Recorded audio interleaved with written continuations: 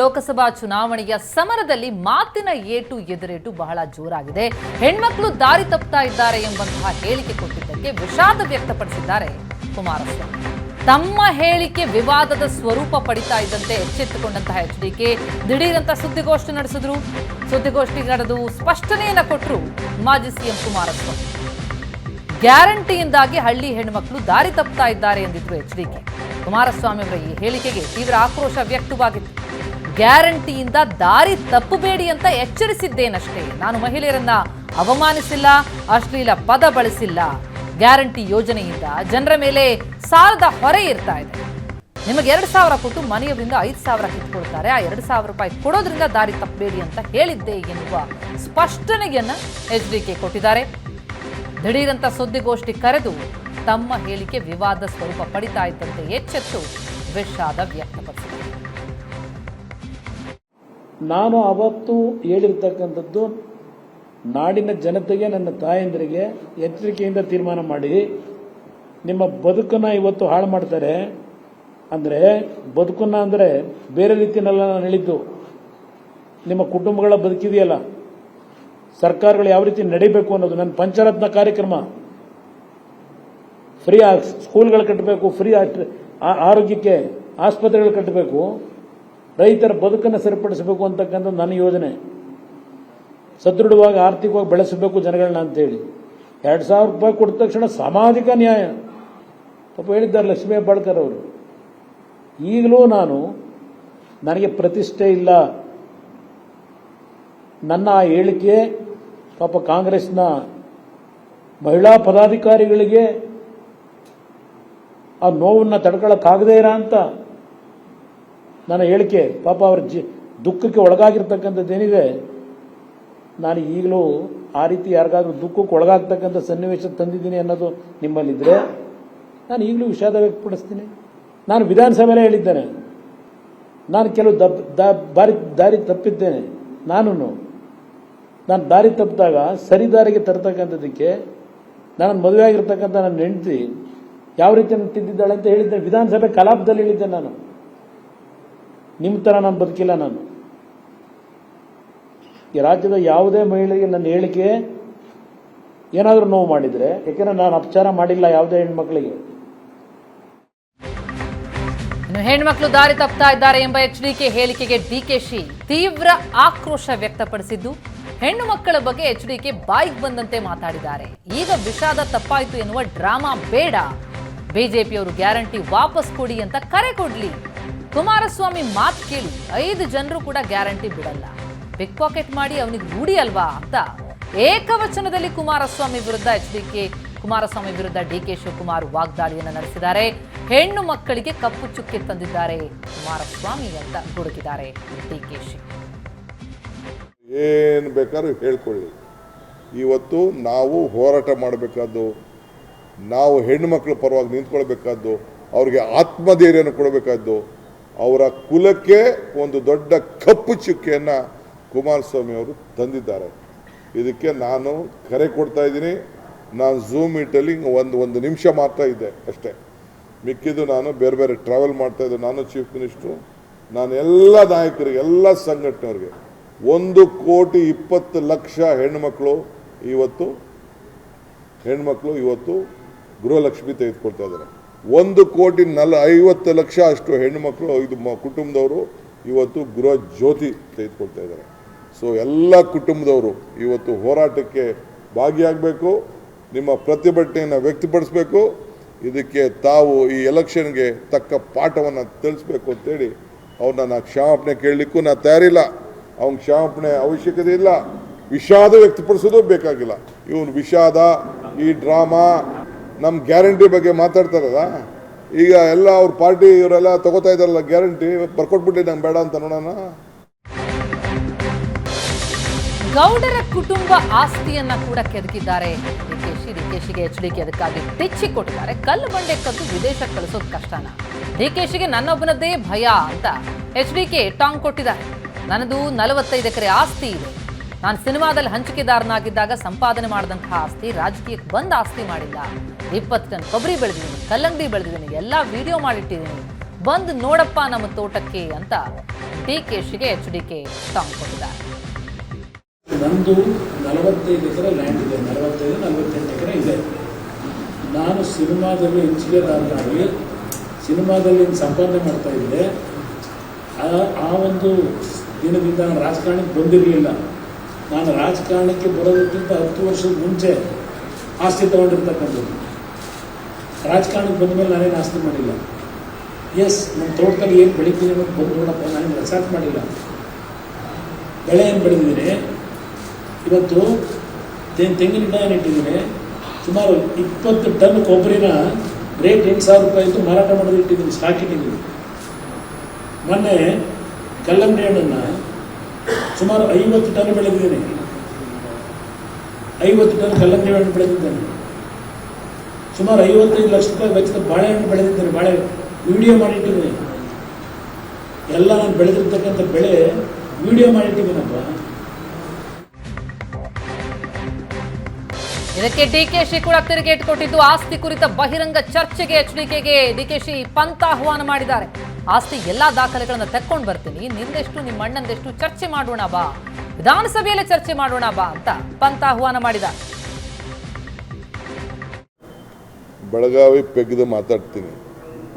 ಈ ದೇಶಕ್ಕೆ ಮತ್ತೊಂದು ದೊಡ್ಡ ವಿಚಾರ, ನಿಮ್ಮ NDA ಪಾರ್ಟ್ನರ್ ಇವತ್ತು ಕುಮಾರಸ್ವಾಮಿ ಅವರು ಪ್ರೆಸ್ ಕಾನ್ಫರೆನ್ಸ್ ಮಾಡಿದ್ದಾರೆ. ಪಾಪ ಈಗ ಭಾಳ ಜ್ಞಾನೋದಯ ಬಂದಿದೆ ಅವರಿಗೆ. ಎಲ್ಲ ಹೆಣ್ಣುಮಕ್ಕಳೆಲ್ಲ ತಿರುಗಿ ಬಿದ್ದವರೇ, ಇಡೀ ದೇಶ ರಾಜ್ಯದಲ್ಲೆಲ್ಲ ನಡೀತಾ ಇದೆ. ನನ್ನ ಮೇಲೂ ಕೂಡ ಹರಿಯಾರು ಹಾಯ್ದಾರೆ. ಇರಲಿ, ನನಗೂ ಅವ್ರಿಗೂ ಇದ್ದಿದ್ದೆ, ನಮ್ಮದಿಬ್ಬರು ಗಳಸ್ಯ ಕಂಠಸ್ಯ ಇದ್ದಿದ್ದೆ. ನಾನು ಅವ್ರಿಗೆ ಹೇಳ್ತಾ ಇದ್ದೀನಿ, ನೀ ಹೆಂಗಿರು MP ಆಗಿ ಹೋಗೋದಿಲ್ಲ, that is A different question. Last ಟೈಮೇ ನೀನು ಕರೆದೆ ನನ್ನ ವಿಚಾರ ಮಾತಾಡೋಕ್ಕೆ, ನಿಂದು ನಮ್ಮದು ಚರ್ಚೆ ಅಸೆಂಬ್ಲಿಲಿ ಚರ್ಚೆ ಆಗಲಿ ಅಂತ. ನಾನೆಲ್ಲ ಪಬ್ಲಿಕ್ ಇಲ್ಲ, ಯಾವ್ದಾದ್ರು TV ಕರೀರಿ, ಇಲ್ಲ ಅಸೆಂಬ್ಲಿಗೆ ಬನ್ನಿ ಅಂತ ಕರೆದೆ ನಾನು. ಯಾಕೆಂದರೆ ದಾಖಲೆ ಆಗಬೇಕಲ್ಲ, ನಾನೇನು ಮಾತಾಡ್ತೀನಿ, ಅವ್ರೇನು ಮಾತಾಡ್ತೀನಿ, ನನ್ನ ಆಸ್ತಿ ಬಗ್ಗೆ ಅವ್ರ ಆಸ್ತಿ ಬಗ್ಗೆ. ನಾನು ಇವತ್ತೇನೋ ಹೇಳೋರು, ಅದು ಯಾರೋ ಹೆಣ್ಮಕ್ಳನ್ನ ಒತ್ಕೊಂಡು ಹೋಗ್ಬಿಟ್ಟು ಅವ್ರು ರಿಜಿಸ್ಟರ್ ಮಾಡ್ಕೊಂಡ್ಬಿಟ್ಟಿರುತ್ತೆ. ಅಲ್ಲಲ್ಲ, ನಾನು ಅದನ್ನೆಲ್ಲ ಇಲ್ಲಿ ಮಾತಾಡೋದಲ್ಲ. ಮಿಸ್ಟರ್ ಕುಮಾರಸ್ವಾಮಿಗೆ ಹೇಳ್ತಾ ಇದ್ದೀನಿ, you will not win the parliament election. ಎದುರುಕೊಂಡು ನಿನ್ನ ಕ್ಷೇತ್ರ ಬಿಟ್ಬಿಟ್ಟು ಪಕ್ಕದ ತಾಲೂಕು. ಇನ್ನು ತಮ್ಮ ವಿರುದ್ಧದ ಗೋ ಬ್ಯಾಕ್ ಪ್ರತಿಭಟನೆಗೂ ಕೂಡ ಕುಮಾರಸ್ವಾಮಿ ಕೆಂಡಾಮಂಡಲರಾಗಿದ್ದಾರೆ. ಡಿಕೆಶಿ ತರಾತುರಿಯಲ್ಲಿ ಝೂಮ್ ಮೀಟಿಂಗ್ ಮಾಡಿದ್ರು. ನಿಮ್ಮ ಗೋ ಬ್ಯಾಕ್ ಪ್ರತಿಭಟನೆಗೆಲ್ಲ ನಾನು ಹೆದರಲ್ಲ, ತಾಯಂದಿರಿಗೆ ಅವಹೇಳನ ಮಾಡಿದ್ದಾರೆ ಅಂತ ಹೇಳಿದ್ದಾರೆ. ಆದರೆ ಮಹಿಳೆಯರ ಪರವಾಗಿ ಈಗ ಕಂಬನಿ ಬಿಡಿದಿದ್ದಾರೆ. ನನ್ನ ಹೇಳಿಕೆಯನ್ನ ತಿರುಚಿ ಕಾಂಗ್ರೆಸ್ ಪ್ರತಿಭಟನೆ ಮಾಡಿದೆ ಅಂತ ಕುಮಾರಸ್ವಾಮಿ ಕಿಡಿಕಾರಿದ್ದಾರೆ.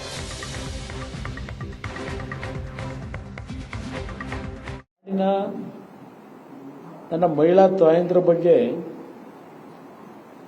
ಕ್ಷಮೆಯನ್ನ ಕೊಡಲಿಕ್ಕೆ ಸಾಧ್ಯ ಆಗದೇ ಇರತಕ್ಕಂಥ ರೀತಿಯಲ್ಲಿ ನಾನು ಅಪಮಾನ ಮಾಡಿದ್ದೇನೆ ಅಂತೇಳಿ ನಮ್ಮ ಕಾಂಗ್ರೆಸ್ನ ಅಧ್ಯಕ್ಷರು ನಿನ್ನೆ ತರಾತುರಿಯಲ್ಲಿ ಪಾಪ ಕಾಂಗ್ರೆಸ್ ಪಕ್ಷದ ಎಲ್ಲ ಹಿರಿಯ ಪದಾಧಿಕಾರಿಗಳು, ಮಾಜಿ ಶಾಸಕರು, ಹಾಲಿ ಶಾಸಕರು ಎಲ್ಲರ ಜೊತೆ ಮಹಿಳಾ ಘಟಕಗಳ ಪದಾಧಿಕಾರಿಗಳು ಎಲ್ಲರ ಜೊತೆ ಝೂಮ್ ಮೀಟಿಂಗು ನೆನ್ನೆ ಪಾಪ ತರಾತುರಿನಲ್ಲಿ. ಪಾಪ ಇಂದಿರಾ ಗಾಂಧಿಯವರು ಹತ್ಯೆಯಾದಂಥ ಸಂದರ್ಭದಲ್ಲಿ ದುಃಖಪಟ್ಟಿದ್ದು ಬಿಟ್ಟರೆ ಅವ್ರ ಜೀವನದಲ್ಲಿ ನಿಜ. ನಾನು ಇದು ನಂದು ಗ್ಯಾರಂಟಿ. ಇದು ಮುಖ್ಯಮಂತ್ರಿ ಮತ್ತು ಸಿದ್ದರಾಮಯ್ಯನವರೇ ಇದಕ್ಕೆ ಉತ್ತರ ಕೊಡಬೇಕು ಅಂತ ಹೇಳಿದ್ದಾರೆ. Yes, I am bound to reply to him. ನಮ್ಮ ಹೆಣ್ಣು ಮಕ್ಕಳು ಗ್ಯಾರಂಟಿ. ಹೆಣ್ಣು ಕುಟುಂಬದ ಕಣ್ಣು. ಬೆಳಗ್ಗೆ ಎದ್ದರೆ ಹೆಣ್ಣು ಮಕ್ಕಳು ಜ್ಯೋತಿ ಆಗ್ತಾರೆ. ಅವ್ರ ಕುಟುಂಬ ಒಳ್ಳೇದಾಗಲಿ ಅಂಥೇಳಿ ನಾವು ಅವ್ರಿಗೆ ಶಕ್ತಿ ಯೋಜನೆ ಕೊಟ್ಟಿದ್ದೀವಿ. ಬಸ್ ಹೋಗೋಕ್ಕೆ, ಎಲ್ಲೆಲ್ಲ ಹೋಗೋಕ್ಕೆ ಎಲ್ಲ ಫ್ರೀ ಕೊಟ್ಟಿದ್ದೀವಿ. ಅವ್ರಿಗೆಲ್ಲ ಪದಾರ್ಥಗಳು ಜಾಸ್ತಿ ಆಗ್ತಾಯಿದೆ ಅಂಥೇಳಿ ನಾವು ಅವ್ರಿಗೆ 2,000 ರೂಪಾಯಿ ಕೊಟ್ಟಿದ್ದೀವಿ. ನೀನು ಹೆಣ್ಣು ಮಕ್ಕಳನ್ನ ದಾರಿ ತಪ್ತವ್ರೆ ಅಂತಂದರೆ ಏನು ರೀ ಅರ್ಥ? ಏನು ನಮ್ಮ ಹೆಣ್ಮಕ್ಳೇನು ದಡ್ರಂತ ತಿಳ್ಕೊಂಡಿದ್ದೀರಾ?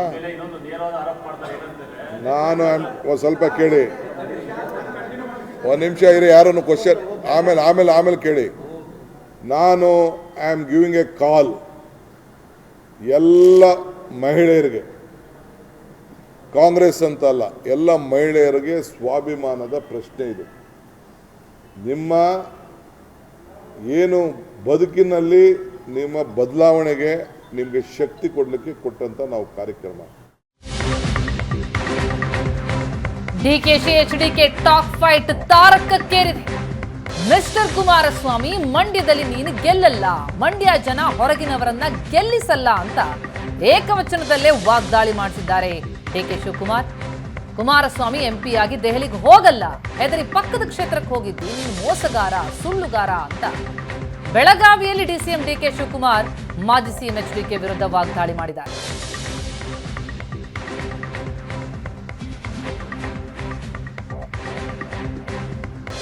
ಇಬ್ರು ಗಳಸೆ ಕಂಠಸ್ಯ ಇದ್ದಿದ್ದೆ. ನಾನು ಅವ್ರಿಗೆ ಹೇಳ್ತಾ ಇದ್ದೀನಿ, ನೀ ಹೆಂಗಿರು MP ಆಗಿ ಹೋಗುದಿಲ್ಲ, that is A different question. Last ಟೈಮೇ ನೀನು ಕರೆದೆ ನನ್ನ ವಿಚಾರ ಮಾತಾಡೋಕ್ಕೆ, ನಿಂದು ನಮ್ಮದು ಚರ್ಚೆ ಅಸೆಂಬ್ಲಿಲಿ ಚರ್ಚೆ ಆಗಲಿ ಅಂತ.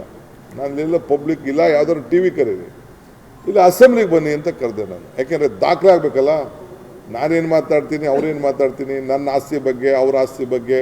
ನಾನು ಇವತ್ತೇನೋ ಹೇಳೋರು, ಅದು ಯಾರೋ ಹೆಣ್ಮಕ್ಳನ್ನ ಒತ್ಕೊಂಡು ಹೋಗ್ಬಿಟ್ಟು ರಿಜಿಸ್ಟರ್ ಮಾಡ್ಕೊಂಡ್ಬಿಟ್ಟಿರುತ್ತೆ. ಅಲ್ಲೆಲ್ಲ ನಾನು ಅದನ್ನೆಲ್ಲ ಇಲ್ಲಿ ಮಾತಾಡೋದಲ್ಲ. ಮಿಸ್ಟರ್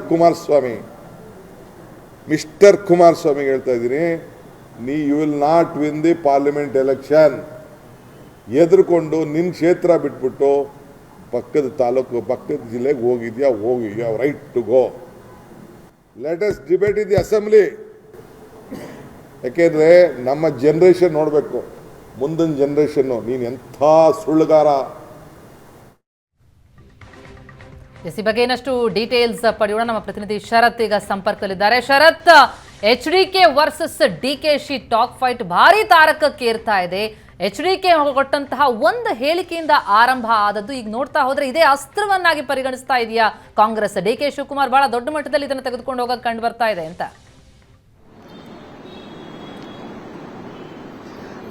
ಖಂಡಿತ ಪ್ರತಿಮಾ, ಈ ಚುನಾವಣೆಯಲ್ಲಿ ಕಾಂಗ್ರೆಸ್ಗೆ ಒಂದು ಹೊಸ ಅಸ್ತ್ರ ಸಿಕ್ಕಿದೆ.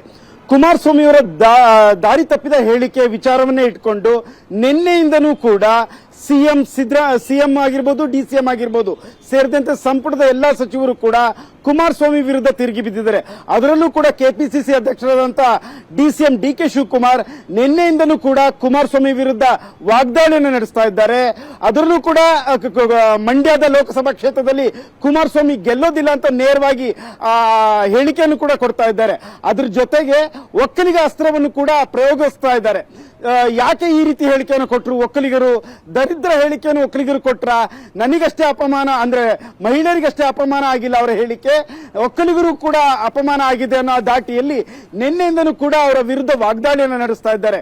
ಎಲ್ಲೋ ಒಂದ್ ಕಡೆ ಈ ಚುನಾವಣೆಯಲ್ಲಿ ಇದೇ ಅಸ್ತ್ರವನ್ನ ಇಟ್ಕೊಂಡು ಮಹಿಳಾ ಹೇಳಿಕೆ, ಅವರ ವಿರುದ್ಧ ಹೇಳಿಕೆಯನ್ನ ಕುಮಾರಸ್ವಾಮಿ ಅವರು ಕೊಟ್ಟಿದ್ದಾರೆ ಅನ್ನೋ ಒಂದು ಅಸ್ತ್ರವನ್ನೇ ಇಟ್ಕೊಂಡು ಇಡೀ ಚುನಾವಣೆಗೆ ಹೋಗ್ತಾರೆ ಅಂತ ಅನಿಸ್ತಾ ಇದೆ. ಮೊನ್ನೆ ಕೊಟ್ಟಂತ ಹೇಳಿಕೆ ಇದು, ಮೊನ್ನೆ ಕುಮಾರಸ್ವಾಮಿ ಅವರು ಮೊನ್ನೆ ಸಂಜೆ ಕೊಟ್ಟಂತ ಹೇಳಿಕೆ, ಮೊನ್ನೆ ಸಂಜೆಯಿಂದ ಇವತ್ತಿನ ಬೆಳಿಗ್ಗೆ ಈ ಕ್ಷಣದವರೆಗೂ ಕೂಡ ಕುಮಾರಸ್ವಾಮಿ ವಿರುದ್ಧ ಎಲ್ಲಾ ಸಚಿವರು, CM ಆಗಿರ್ಬೋದು ಮತ್ತೆ DCM ಆಗಿರ್ಬೋದು, ಸಂಪುಟದ ಎಲ್ಲಾ ಸಚಿವರು, ಶಾಸಕರುಗಳು, ಕಾಂಗ್ರೆಸ್ನ ಎಲ್ಲಾ ಮುಖಂಡರುಗಳು ಕೂಡ ಕುಮಾರಸ್ವಾಮಿ ವಿರುದ್ಧ ವಾಗ್ದಾಳಿ ನಡೆಸ್ತಾ ಇದ್ದಾರೆ. ಅದರಲ್ಲಿ ಒಂದು ಹೆಜ್ಜೆ ಮುಂದೋಗಿ KPCC ಅಧ್ಯಕ್ಷರಾದಂತಹ DK ಶಿವಕುಮಾರ್ ತೀವ್ರವಾಗಿ ವಾಗ್ದಾಳಿಯನ್ನ ಮಾಡ್ತಾ ಇದ್ದಾರೆ. ಸಾಕಷ್ಟು ವೈಯಕ್ತಿಕವಾಗಿ ತೆಗೆದುಕೊಂಡಿದ್ದಾರೆ ಅನ್ಸುತ್ತೆ.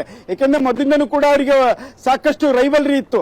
ಅದರಲ್ಲೂ ಕೂಡ ಈ ಬಾರಿ ಬೆಂಗಳೂರು ಗ್ರಾಮಾಂತರದಲ್ಲಿ ತನ್ನ ಸಹೋದರ DK ಮಂಜುನಾಥನ ಕಣಕ್ಕಿಳಿಸ್ತಾರೆ. ಅದ ನಂತರ ಇಬ್ಬರದು ಟಾಕ್ ಫೈಟ್ ಸಾಕಷ್ಟು ನಡೀತಾ ಇತ್ತು. ಅವರ ವಿರುದ್ಧ ಮಂಜುನಾಥನ ಕಣಕ್ಕಿಳಿಸಿದ್ದಾರೆ ಅನ್ನೋದು ಕೂಡ ವೈಯಕ್ತಿಕವಾಗಿ ಕೂಡ ಒಂದಿಷ್ಟು ಟಾಕ್ ಫೈಟ್ ನಡೀತಾ ಇತ್ತು.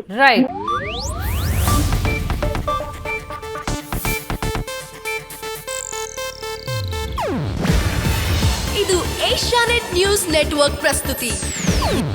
ನೀವು ನೋಡ್ತಿದ್ದೀರಾ ಏಷ್ಯಾನೆಟ್ ಸುವರ್ಣ ನ್ಯೂಸ್.